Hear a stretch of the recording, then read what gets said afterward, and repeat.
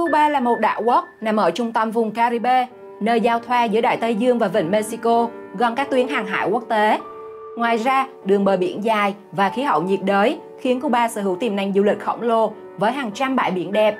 Đáng lẽ, nó sẽ là một quốc gia hùng mạnh, giữ vị trí trụ chốt của vùng Caribe. Tuy nhiên hiện nay, Cuba lại là một quốc gia nghèo nàn, lạc hậu, thu nhập bình quân đầu người có thể thấp nhất thế giới.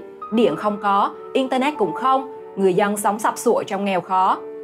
Nhiều người nói vì cấm vận đã khiến Cuba trở nên như vậy, nhưng thực sự có phải không?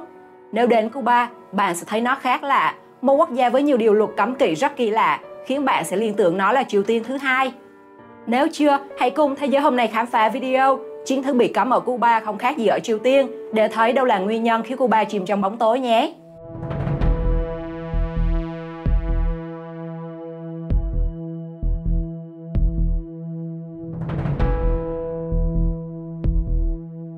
Cấm dân thường mua xe mới.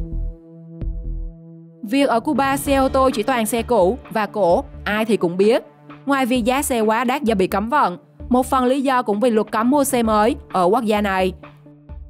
Ở Cuba, dường như có một sự phân chia giai cấp rất lớn. Đầu tiên, chỉ có đoàn ngoại giao, quân đội, dân biểu, nghệ sĩ thượng lưu hoặc người có công lớn với đất nước mới được phép mua xe ô tô mới. Nông dân, lao động tự do, dân thường không được cấp phép mua. Ngay cả khi họ chứng minh được mình dư dả về tài chính, cũng không được phép. Chính vì vậy, họ buộc phải giữ gìn, chế tạo, thậm chí hồi sinh những chiếc xe cũ kỹ qua nhiều thế hệ. Cũng nhờ vậy mà Cuba trở thành thiên đường của xe cổ. Ngoài ra, thì xe mới thường có giá rất đắt đỏ. Như một chiếc Peugeot 2008 mới có giá chỉ 35.000 đô, nhưng ở Cuba nó có giá tới hơn 260.000 đô, khoảng 6,8 tỷ đồng. Nên chuyện người dân sở hữu một chiếc xe ô tô là điều xa xỉ, đến mức gần như bất khả thi. Và chiếc ô tô ở Cuba không chỉ là phương tiện di chuyển, mà gần như là trở thành một biểu tượng quyền lực.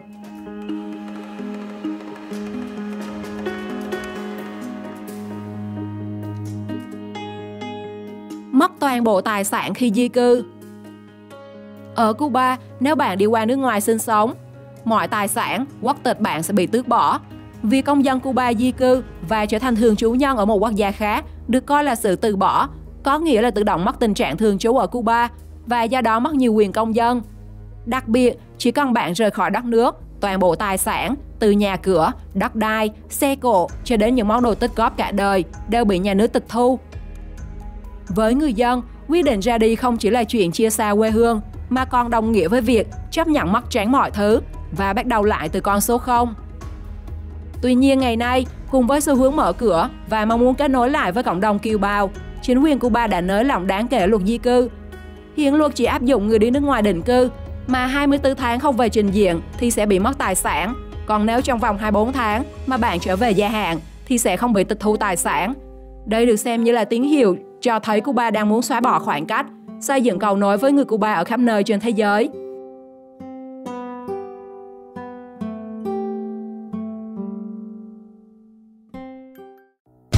Cấm vào khách sạn. Ở Cuba, từng có một điều luật nghe qua tưởng đùa, nhưng lại là sự thật. Người dân bản xứ bị cấm bước chân vào nhiều khách sạn, resort sang trọng ngay trên quê hương mình. Trong suốt thập niên 90 đến năm 2008, Cuba áp dụng chính sách gọi là Turismo Apartheid, một kiểu phân biệt rạch ròi giữa khách du lịch nước ngoài và người dân trong nước. Những khách sạn 5 sao, quán bar hào nhoáng hay khu nghỉ dưỡng ven biển chỉ mở cửa cho du khách quốc tế. Người Cuba dù sống ngay bên cạnh cũng không được phép bước vào, trừ khi làm nhân viên dọn phòng hay phục vụ bàn. Đến năm 2008, khi Raúl Castro lên nắm quyền, lệnh cấm mới được gỡ bỏ. Người dân Cuba mới có quyền vào khách sạn như bất kỳ ai. Tuy nhiên, cái tự do muộn màng ấy cũng chẳng giúp họ tận hưởng được bao nhiêu, bởi giá phòng thường cao gấp cả chục lần thu nhập hàng tháng của họ. Thế là người Cuba vẫn quen với cảnh đứng ngoài cổng resort, nhìn khách du lịch vui chơi, còn mình thì chỉ thở dài ngao ngán.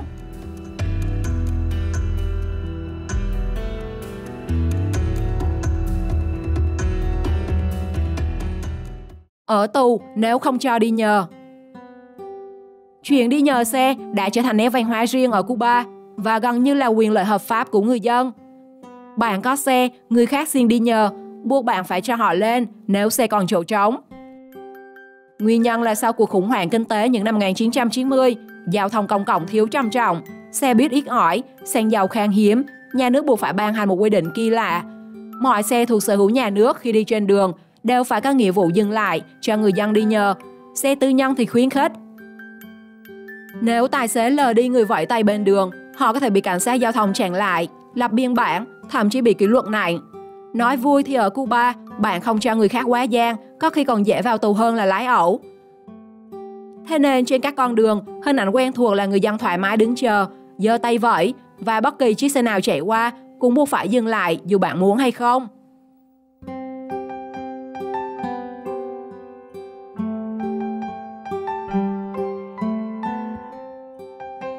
Chỉ trích Fidel Castro.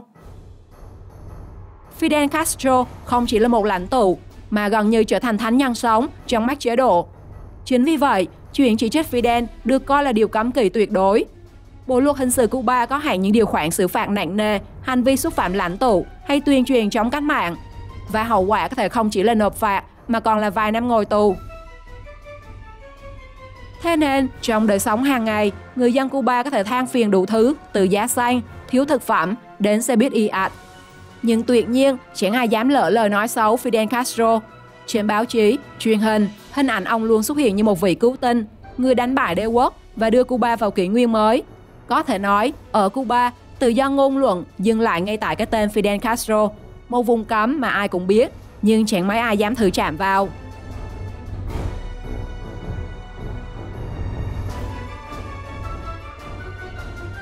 Cấm chụp ảnh cảnh sát và quân đội. Nếu bạn đi dạo trên đường Havana, thấy những chiếc xe Jeep quân sự hay một tốp cảnh sát trong bộ đồng phục đặc trưng, đừng dại dột rút máy ảnh ra bấm máy, vì hậu quả có thể khó lường. Chính quyền Cuba luôn xem lực lượng vũ trang và an ninh là biểu tượng quyền lực, đồng thời cũng là bí mật quốc gia cần được bảo vệ. Chỉ một bức ảnh vô tình lọt lên mạng xã hội cũng có thể bị quy chụp là gián điệp hay âm mưu chống phá. Nhiều du khách chỉ vì giơ máy chụp ảnh một cảnh sát đứng gác, họ thậm chí bị đưa về đồn thẩm vấn. Người dân Cuba cũng chẳng bao giờ dám thử, bởi luật bắt thành văn này đã in sâu vào trong đời sống. Vì thế khi đến Cuba, bạn có thể chụp những ngôi nhà cổ kính, những chiếc xe cộ rực rỡ màu sắc hay bãi biển Caribe xanh trong. Nhưng tốt nhất hãy cất máy ảnh đi nếu thấy bóng dáng quân nhân hay cảnh sát. Ở xứ sở này, một cú bấm máy sai chỗ cũng có thể khiến bạn dở khóc dở cười.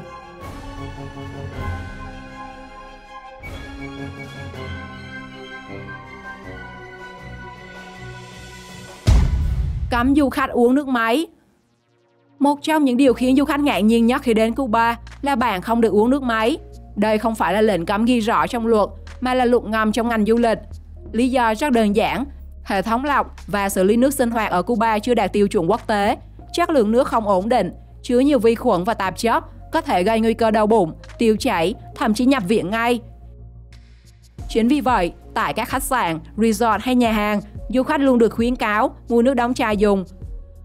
Có nơi thậm chí còn dán biển cảnh báo trước vòi nước. Thế là ở Cuba, bạn có thể thoải mái uống rượu rum, nhâm nhi mojito cả ngày, nhưng tuyệt đối đừng dại dột mở vòi lấy nước uống. Vậy mới thấy, có những thứ tưởng chừng như hiển nhiên trên thế giới, ở Cuba lại trở thành điều cấm kỵ bá đạo đến khó tin.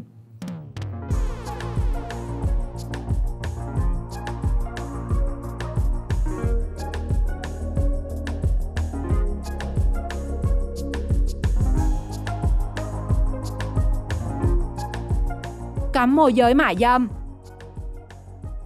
Mua bán dâm ở các phố đèn đỏ của Cuba là hợp pháp, nhưng chính quyền nơi đây lại rất mạnh tay trong việc xử lý hành vi môi giới mại dâm.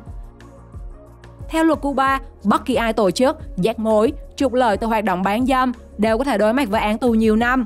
Nhà nước coi đây là tàn dư của chủ nghĩa tư bản và thường xuyên mở các chiến dịch truy quét để khẳng định hình ảnh xã hội trong sạch. Nói cách khác, ở Cuba, chính quyền sẵn sàng nhắm mắt làm ngơ với việc một cô gái trẻ tự thân vận động để có thêm thu nhập, nhưng bất kỳ ai đứng ra môi giới thì chắc chắn sẽ bị coi là tội phạm và bị phạt nặng.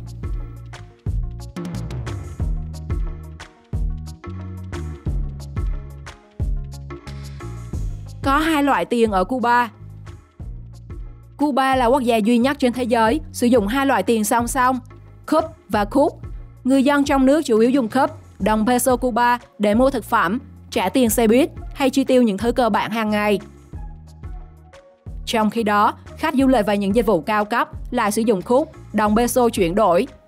vốn được tạo ra để thay thế đô Mỹ và gắn liền với ngành du lịch. Sự khác biệt này khiến đời sống kinh tế của Cuba trở thành một mê cung tiền tệ. Người dân quen cảnh một bát cơm bình dân trả bằng cúp, nhưng một ly cocktail mojito trong khách sạn lại tính bằng khúc, đắt gấp hàng chục lần. Chính vì tỷ giá một khúc bằng 25 cup, không ít du khách đã bị lừa khi đổi tiền ngoài chợ đen hoặc khi được trả lại tiền thừa, nhận nhầm cup thay vì khúc. Đến năm 2021, Cuba đã chính thức xóa bỏ khúc và chỉ giữ lại cup. Nhưng thời kỳ 2 đồng tiền vẫn là một dấu ấn thú vị của quốc đảo Caribe này. Điều cấm nào ở Cuba theo bạn là bá đạo và khó tin nhất? Comment câu trả lời cho mình biết trong phần bình luận nhé. Xin chào và hẹn gặp lại!